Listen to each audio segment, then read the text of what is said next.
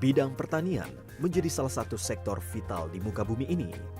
Sebab pertanian adalah urusan perut lebih dari 6 miliar populasi manusia. Seiring dengan perkembangan zaman yang semakin pesat, para peneliti menemukan berbagai cara untuk terus mengembangkan pertanian berbasis teknologi mutakhir. Inovasi merupakan kunci dalam kemajuan pembangunan pertanian. Tidak hanya inovasi teknis, tetapi juga kelembagaannya. Inovasi teknis membuat bisnis pertanian lebih produktif dan berdaya saing. Sedangkan inovasi kelembagaan mempermudah proses produksi, peningkatan nilai tambah, hingga pemasaran. Badan Penelitian dan Pengembangan Pertanian sebagai penghasil inovasi pertanian di Indonesia terus berusaha mempercepat penerapan hasil inovasinya. Pada masa pandemi COVID-19 saat ini, Balitbangtan melakukan riset bersama untuk menemukan potensi antivirus dari tanaman eukaliptus. Sebagai tindak lanjut hasil riset, Balitbangtan mencoba mengembangkan produk antivirus dengan membuat minyak eukaliptus. Prototipe produk dihasilkan seperti balsam, minyak aromaterapi, inhaler, dan kalung aromaterapi. Penelitian lebih lanjut terus dilakukan sehingga didapatkan formula yang tepat dan dapat diproduksi secara masif.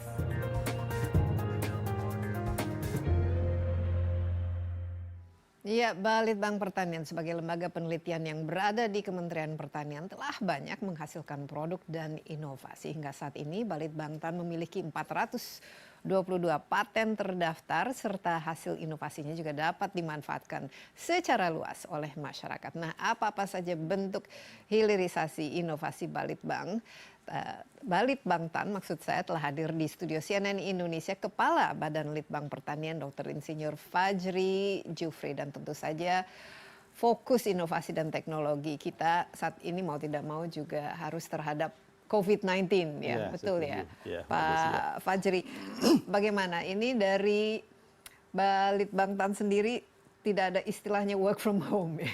Ya, jadi betul Mbak Desi, jadi Kementerian Pertanian, seluruh jajaran Kementerian Pertanian, sesuai arahan Pak Menteri Pertanian, tidak ada istilah libur kalau Kementerian Pertanian, karena Kementerian Pertanian ini memikirkan 267 juta penduduk Indonesia. Iya. Kita harus menjamin ketersediaan pangan minimal 11 bahan pokok seluruh Indonesia. Iya, apalagi kalau kita sebentar lagi menghadapi Lebaran ya, peningkatan juga pasti meningkat. Dan tapi Pak Fajri, ini semua dilakukan dengan social distancing. Ya, sesuai dengan SOP COVID-19 tentunya. Ya. Dan untuk inovasi dan teknologi menurut saya mau tidak mau fokusnya juga harus bagaimana membantu ya mencegah paling tidak COVID-19 ini. Dan ini saya tuh ingat ya, Indonesia ini kan kita sebagai, ya kenapa kita di koloni ya, dijajah itu karena kita sebagai pusat rempah-rempah. Rempah-rempah itu kalau tidak salah tuh dulu banyak digunakan untuk mencegah wabah ya, pada saat itu kan belum. Banyak sekali. Ini sebenarnya Indonesia ini bisa menjadi sumber inovasi dan teknologi untuk ya, membuat ya seperti inovasi-inovasi yang berkaitan dengan penanganan penyakit dong. Betul sekali Mbak Desi. Jadi perlu kita kalau mengingat sejarah Belanda datang Indonesia kan karena rempah-rempah. Dari Sabang sampai Merauke, setiap daerah itu punya potensi rempah-rempah yang sangat besar sekali. Terutama obat herbal kita.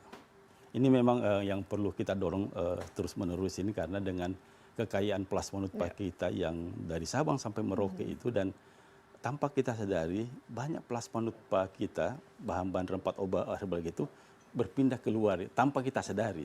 Iya, dan ini saya lihat juga jamu dan herbal segala macam sangat dibutuhkan saat ini untuk meningkatkan sistem imunitas di tubuh kita. Oke, apa kira-kira Pak Fajri yang sedang dikembangkan saat ini yang bisa membantu lah menangkal virus corona? Jadi Mbak Desi, ini arahan Pak Menteri Pertanian, Kementerian Pertanian diminta berkontribusi, terusnya Badan Litbang Pertanian, dalam paling tidak membantu menekan penyebaran COVID-19. Ide kita bahwa sebenarnya kita punya potensi yang sangat besar terkait dengan obat herbal kita, dan kita sudah dalam quick win ini 2 bulan ini melakukan berbagai riset tentunya. Jadi kita sudah mencoba mulai dari jahe, kunyit, kukur, macam-macam lah jenis-jenis jahe-jahe kita, termasuk apalagi jambu biji yang kemarin diklaim ya. Ya, jambu biji merah Iya, itu yang katanya. mirip minyak ciri. Awalnya memang kalau terkait dengan itu secara laboratorium kita uji memang tidak langsung membunuh. Jadi membunuh virus itu enggak, apalagi virus corona. Tapi untuk memperbaiki, meningkatkan imun kita Iya, supaya daya tidak tahan terserang, tubuh. ya itu oke, bagus. Tapi Kita, ada atau tidak yang bisa dipakai untuk menangkal gitu, yang bisa dikembangkan sebagai antivirus lah ya, istilahnya. kalau yang saya sampaikan tadi jahe dan semacamnya itu enggak, belum sampai sekarang itu kita uji di laboratorium itu virusnya nggak mati-mati Mbak Desi. Jadi memang, tapi untuk memperbaiki imun kita supaya tidak terserang itu oke, nggak masalah. Nah ternyata kita pindah setelah itu, kita pindah ke minyak ciri. Minyak ciri kita kan banyak ini. Nah, kita punya contohnya eukaliptus ini yang sudah kita kenal, dan masyarakat memang mengenal eukaliptus ini minyak kayu putih. Eukaliptus ya, minyak kayu putih ya. Iya, meskipun Ini sebenarnya kan setiap hari kita gunakan ini. Kalau iya, masuk angin itu biasanya betul. gosok Jadi minyak kayu putih. dari turun temurun kan kita sudah mengenal itu, dan orang-orang tua kita sudah biasa menggunakan itu kalau influenza lagi masuk angin itu menggunakan minyak kayu putih. Eukaliptus ini ada 700 spesies Mbak Desi ini di seluruh dunia. Natif tanaman ini sebenarnya di Australia. Iya.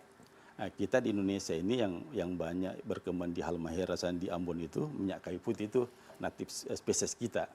Jadi minyak kayu putih ada 700 spesies. Kayu putih dan eukaliptus ini dia satu famili tapi beda genus kalau di taksonomi. Jadi dia bagian dari eukaliptus juga. Serupa tapi tak sama. Serupa tapi tak sama. Jadi tapi nggak apa-apa lah masyarakat kita mengenali minyak Yang kayu penting putih. ini manjur lah istilahnya. Iya. Untuk Dan sudah banyak menangkal virus. testimoni juga terkait dengan minyak kayu putih itu, karena di dalam eukaliptus yang termasuk minyak kayu putih itu ada komponen namanya 1,8 sineol. Nah, berdasarkan hasil uji molekular docking kita, jadi itu docking itu sebenarnya ada metode komputasi mencocokkan bahan aktif dari semua yang ada di dunia termasuk minyak ciri kita itu dengan target sasaran yang kita ingin teliti, umpama virus corona, anggaplah virus corona. Jadi 1,8 sineol. Iya, Dan ini memang sudah lewat uji di laboratorium dan lain sebagainya, memang ada hasilnya memuaskan. Iya, jadi 1,8 sineol ini dari pustaka seluruh dunia memang sudah meyakini bahwa 1,8 sineol ini potensi untuk antivirus itu tinggi, dan sudah banyak mencobanya. Meskipun memang belum ada yang secara mempublish secara ini bahwa ini bisa. Nah, setelah kita melakukan telusur itu, kita Berapa lama ini? kita ini kurang lebih 2 bulan aja 2 Mbak bulan, Desi ya? penelitiannya ini, karena Pak Menteri Mincak Wing ini. Iya, harus ada ya. Iya, kita kontribusi tidak dari pertanian. sebenarnya kapasitas kita menghasilkan vaksin sebenarnya bisa. Karena kantor kita ini sejak tahun 91 sudah mengoleksi corona, dan kita sudah menghasilkan beberapa vaksin yang terkait dengan itu. Avian influenza itu vaksinnya kita yang temukan dari Badan Litbang Kementerian Pertanian, sehingga koleksi corona kita yang ada di laboratorium kita itu mungkin ada 50-an jenis-jenis corona, mulai dari beta corona, gamma corona, Cuman yang alpha ini corona. COVID-19 ini agak berbeda ya, namanya Ya. juga novel. Sama sebenarnya, Sama, dia bagian dari beta corona. Jadi, oke, saya jelaskan aja. Jadi bahan aktif dari eukaliptus ini 1,8 sineol ini, dia mengikat ada namanya MPRO, main protease. Main protease ini dia berkaitan terhadap replikasi virus itu, dia mengikat sehingga menghambat pertumbuhan virus itu. Dan ini ada di semua virus corona. Jadi meskipun saya tidak melakukan pengujian di COVID-19, tapi prinsipnya sama. Tapi logikanya Iya, harusnya logikanya sama. Karena di MPRO ini ada juga di COVID-19. Tapi kita menguji ke beta corona, istilahnya itu set A, set B lah. Jadi corona versi 2018, yang sekarang 2019 yang COVID-19 kan. Nah, Dan ini sehingga- sudah dilakukan uji coba dan pada berapa ini? Berapa kali dilakukan? Kita melakukan berbagai percobaan tentunya. Pertama mencari dosis letal yang mematikan untuk virus coronanya. Jadi kita sudah mencoba berapa sih dosis bahan aktif yang cocok bisa membunuh virus sampai 100%. Nah, setelah itu kita melihat lagi nih, sudah dapat sih ini aman nggak untuk tubuh kita terhadap kulit kita, karena kita kan herbal ini tentunya penggunaan bahan kimia sangat, kalau perlu zero ya, sehingga kita inginkan memang virusnya bisa mati 100%, tetapi kulit kita aman, tidak ada iritasi, tidak ada alergi.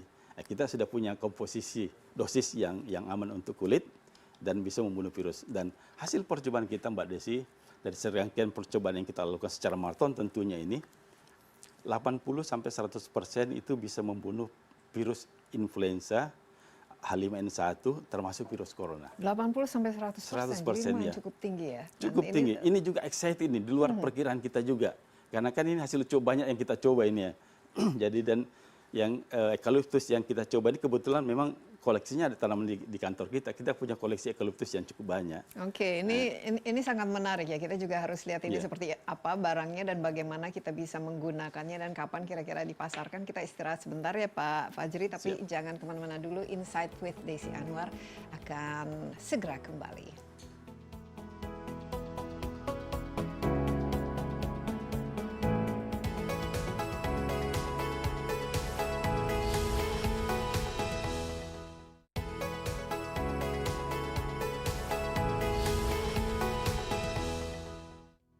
Ya, Anda masih menyaksikan Insight with Desi Anwar. Kali ini saya ditemani oleh Kepala Badan Litbang Pertanian, Dr. Insinyur Fajri Jufri. Dan fokus kita kali ini adalah inovasi-inovasi apa saja yang sedang dikembangkan oleh Litbang Pertanian ya, khusus dalam ini semangat untuk mencari penangkal ya terhadap COVID-19 ini, virus corona ini. Dan katanya sudah ada salah satunya yang cukup menjanjikan. Ini kalau memang betul-betul bekerja dengan baik itu exciting ya, sangat menarik adalah eucalyptus. Nah, eucalyptus ini minyak kayu putih yang memang cukup banyak ya kita temukan di Indonesia. Katanya sudah diuji coba dan lain sebagainya. Gimana coba Pak Fajri, ini dengan ilmuwan, dokter dan lain sebagainya, ini bagaimana, sudah ada feedback atau sudah diakui? Karena ini penting ya sebelum jadi bisa dipasarkan. Hasil riset kita ini memang kita sudah uji dua pengujian kita sampaikan tadi. Pertama, uji molekular docking untuk mencari kesesuaian antara target virus dengan bahan aktif yang ada di minyak atsiri itu, dan uji laboratorium. Jadi dari berbagai uji laboratorium yang kita lakukan, yang itu saya bilang tadi, kita menyimpulkan bahwa 80-100% virus corona termasuk influenza dan H5N1 bisa mati. Kalau memang begitu, ini bisa menjadi suatu penemuan yang fenomenal, dan ini apalagi kita membutuhkan ya saat ini ya. Kapan kira-kira bisa dipasarkan, atau ini sudah ada patennya? Iya. Ini karena perlu cepat semua nih Mbak Desi. Jadi cepat-cepat tapi harus akurat. Hari ini kita sudah daftarkan di Kemenkumham. Hari mudah-mudahan keluar registrasinya. Sudah ada mitra kita juga yang pemain besar yang sudah berpengalaman mitra lokal atau mitra internasional? Mitra lokal aja kita pakai, karena ya jadi yang sudah punya pengalaman untuk memproduksi dan terkait dengan minyak kayu putih, dia sudah punya expertise lah. Mudah-mudahan hari Senin paling lambat Selasa ini kita sudah tanda tangan MOU untuk rahasia dagang dan sebagainya, sehingga paling lambat minggu depan sudah tersedia di Indonesia. Jadi dalam akhir bulan Mei ini sudah bisa dipasarkan. Ini ada beberapa bentuknya ya, seperti ini semacam minyak atsiri, ini essential oil ya. Jadi ini murni eucalyptus. Jadi ini kita campur sedikit untuk pengharum, ada kita kasih pala sedikit. Jadi ini untuk diffuser, untuk membersihkan udara yang tadi itu Mbak Desi, untuk membersihkan udara. Kalau kita sini pakai, dia uapnya itu bisa membersihkan udara corona yang ada dalam ruangan ini. Dan ini juga bisa dipakai kalau saya lihat ini bisa menghela virus yang mendekati kita Mbak Desi ini, dan ini kita sudah uji. Jadi bukan membandingkan, tapi ini memang kita sudah uji bisa menghalau dan kita bisa hirup paling tidak. Dan ini inhaler Mbak Desi, ini kita hirup 5-15 menit, ini bisa membunuh virus yang ada di hidung dan tenggorokan dan di mulut kita. Jadi ini sebenarnya antivirus ya, antivirus macam-macam virus termasuk corona. roll-on-nya Mbak Desi, itu roll-on-nya kita kasih di hidung, yang roll-on yang walaupun yang ini, sebenarnya belum diuji coba dengan COVID-19 itu sendiri. Kita sudah uji. Jadi kita sudah uji ini pada 20 orang yang hasil swab positif, dan saya excited juga. Meskipun kita belum rekod secara ilmiah Mbak Desi, saya harus sampai karena peneliti nggak bisa bohong. Jadi dari testimoni yang kita tanyakan, sebagian besar merasa terbantu dan merasa fit. Ada yang harus menggunakan bantuan pernapasan itu, pakai tabung oksigen itu. Setelah menggunakan ini udah lepas. Jadi dia bisa memperbaiki inhalasi pernapasannya lebih. Dan setelah ini nggak mau lagi minta ini terus tiap hari. Jadi saya ini banyak 20 orang itu saya sudah akan sekitar rekod datanya, tapi memang harus melibatkan. Luar biasa kalau gitu. Tapi ini dengan dunia internasional, apa sudah ada mungkin komunikasi, pengakuan, dan juga mungkin semacam peer review ya? Biasanya kalau ada penemuan kan harus diuji coba dengan antara kalangan itu. Iya, ke depan pasti akan kita lakukan itu karena ini kan memang masih tahap awal ini. Ya, ini masih Dan, tahap awal iya, ya. karena masih ini perlu memang banyak, prototype, tapi kajian. kita sudah yakinkan ini bahwa ini bisa sesuai dengan hasil riset yang kita miliki. Kemarin ada pertanyaan Mbak Desi, kenapa belum uji klinis? Ya, kita belum melakukan uji klinis ini. Karena gini, yang terkait dengan obat herbal itu kan ada tingkatannya tuh, mulai dari jamu-jamuan itu biasanya nggak perlu uji klinis tuh jamu-jamuan. Ada namanya OHT, obat herbal terstandar. Itu biasanya ada praklinisnya di situ, ada dan uji klinis, ada praklinis, klinis 1, itu kan perlu panjang. Sedangkan minyak eukaliptus ini sudah turun-temurun kita gunakan dan alhamdulillah tidak ada masalah juga terkait dengan itu. Oleh karena itu saya memberanikan kemarin udah kita daftarkan aja ke BPOM berdasarkan data yang kita punya, hasil laboratorium kita, paling tidak kalau tidak bisa jadi OHT jamu nggak ada masalah karena ini kan sudah terbiasa dan itu saya pikir paling tidak orang di Indonesia apalagi sudah terbiasa dengan minyak kayu putih ya. Kalau memang ada ternyata manfaat tambahan bisa menangkal atau menjadi antivirus. Ya, dan itu ada hasil risetnya. Kita bisa melampirkan itu dan saya sebenarnya kenapa perlu cepat karena masyarakat perlu cepat dan dari kemarin banyak telepon ke mana barangnya ini kita mau beli berapapun harganya. Nah, jadi kan saya memang harus dorong untuk cepat diproduksi massal seperti itu Mbak Desi ya. Baik, dan kita harapkan memang betul-betul ampuh ya. Insya Allah ampuh bisa tidak.